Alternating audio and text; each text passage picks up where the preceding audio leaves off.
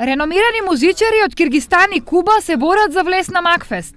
Тие се едни од десетината странски изведувачи кои сакаат да бидат дел од годинашново издание на најдобриот фестивал на забавни мелодии во државата. Малце се прошири веста дека и низ Европа дека има овде фестивал кој заслужува да му се обрне многу внимание.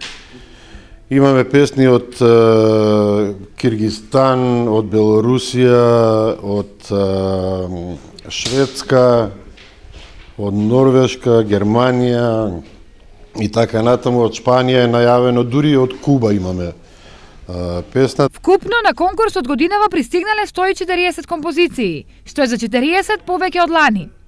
Од денес раководството започна со прислушување на пристигнатиот материјал, а се носат и нови одлуки за терминот на одржување. Го враќаме стариот термин кој не само штипјани, туку и многу од изведувачите и од авторите го бараат, тој стар добар октомври. Обичај беше во октомври месец да биде Макфест. Освен ова, раководството на фестивалот најави измени во делот на гласањето, но до овој момент истите не се дефинирани до крај. Инаку, концептот на фестивалот останува ист, односно ќе има 2 полуфинални и 1 финална вечер, а паричните награди за тројцата првопласирани и годинава остануваат 5.000, 7.500 и 10.000 евра.